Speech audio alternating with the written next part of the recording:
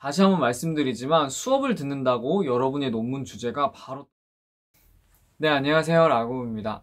오늘은 연구실에 관한 질문을 하신 분이 있어서 그 내용을 가지고 영상으로 남겨드리려고 해요. 그분의 질문은 프로젝트가 많은 연구실에 갔을 경우 논문 쓸 시간이 없을까요? 라는 질문이었어요. 즉, 연구실에 프로젝트를 하다 보면은 내 논문을 쓸 수 있는 시간이 없기 때문에 가지 않는 게 좋을까요? 가는 게 좋을까요? 이렇게 질문을 하신 것 같아요. 프로젝트가 많은 연구실 같은 경우 분명히 장단점이 있고 어떤 사람에게는 굉장히 큰 이익이 되지만 다른 어떤 사람에게는 별로 이익이 안 되는 상황이 분명히 발생할 수 있어요. 그것에 대해서 오늘 여러분께 좀 알려드릴게요. 프로젝트가 많은 연구실에 갔을 경우 어떤 분이 많은 이익을 얻냐면 바로 개인 연구 주제에 대해서 많은 생각을 못한 분, 사실은 어떤 연구보다는 해당 전공을 이수하고 논문을 쓰고 졸업하면서 이 학위가 필요하신 경우, 그리고 취업을 하기 위한 목적으로 대학원에 가시는 분들은 사실 이런 프로젝트를 많이 하시는 게 굉장히 큰 이득이 돼요. 왜 그분들한테 이득이 되냐면 여러분들이 대학원에 가시면 알겠지만 여러분이 하고 싶은 논문을 바로 쓸 수 있는 게 아닙니다. 그리고 한 해에 굉장히 많은 사람들이 논문을 쓰면서 졸업을 하게 되는데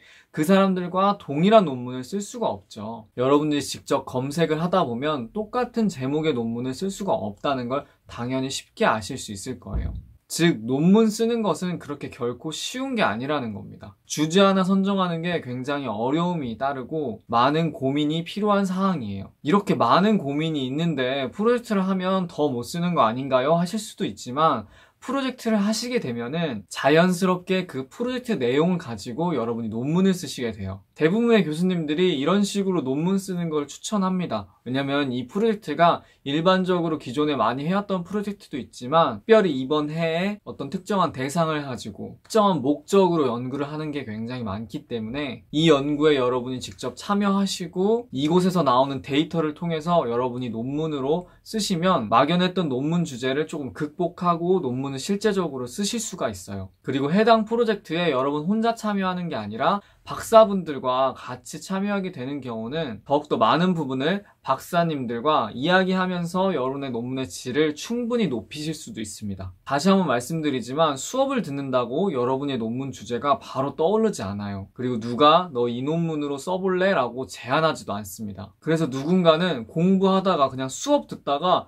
논문 학기가 찾아오고 논문 주제도 못 정해서 굉장히 어려움을 겪는 분도 분명히 있었습니다. 그렇기 때문에 이런 프로젝트를 통해서 막연했던 논문 주제를 굉장히 쉽게 교수님과 픽스할 수 있다는 점에서는 굉장히 큰 장점이 있어요. 하지만 여기도 굉장히 큰 리스크가 있는데 여러분이 우려하시는 것처럼 아무래도 프로젝트를 하게 되면 여러분의 개인 공부 시간이 줄어들게 돼요. 어떻게 보면 수업에서도 해야 하는 그런 할당량이 있는데 그 부분을 여러분이 깊게 채울 수 없고 조금 여러분의 논문이 있는 연구 주제, 프로젝트에 조금 포커스를 하시다 보면은 아무래도 주객 전도가 될 수 있는 부분이 분명히 있습니다. 하지만 제가 여러분께 분명히 말씀드리는 건 여러분이 지금 시점에서 대학원을 진학하시고자 하실 때 특별히 어떤 연구가 하고 싶지 않고 그냥 난 빨리 졸업해서 취업을 하고 싶어, 이런 분들은 정말 프로젝트가 있는 연구실에 가는 게 훨씬 더 좋으실 거예요. 매우 바쁘시더라도요. 자, 그럼 반대로 이런 프로젝트가 많은 연구실에 가면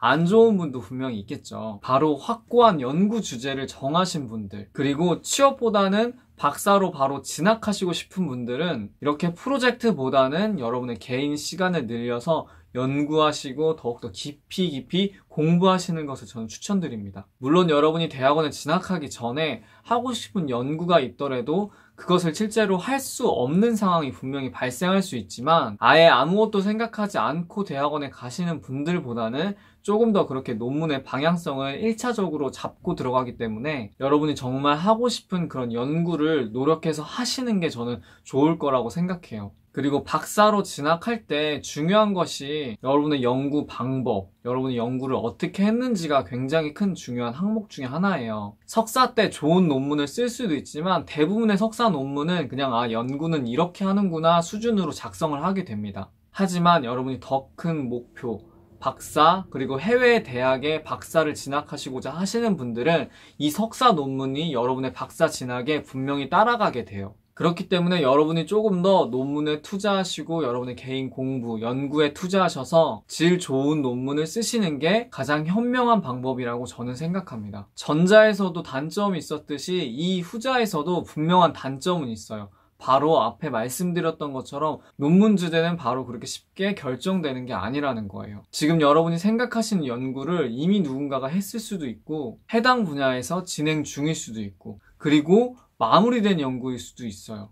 즉 중단된 연구일 수도 있다는 거예요. 그래서 여러분이 연구 주제가 어느 정도 조금이라도 있다면은 저는 교수님과 만나서 이 부분에 대해서 이야기해보고 교수님이 이 부분에 대해서 분명히 피드백을 주실 거거든요. 어디는 찾아봤니? 어떤 연구가 있더라. 그거 괜찮은 아이디어다. 조금 더 디벨롭해서 네가 논문을 쓸 수 있겠다. 이렇게 피드백을 주실 수가 있습니다. 그래서 여러분이 교수님을 꼭 만나보시라는 거예요.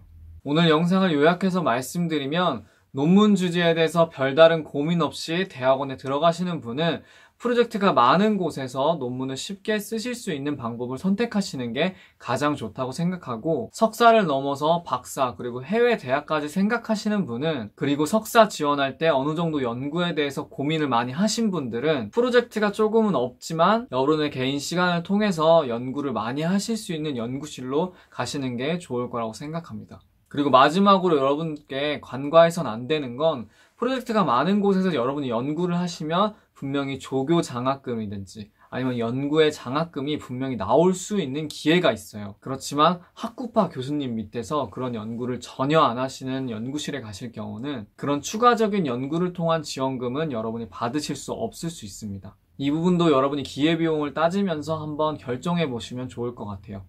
이상 오늘 영상이 여러분들께 조금이라도 도움이 되셨다면 좋아요와 구독하기 버튼을 눌러주시기 바랍니다.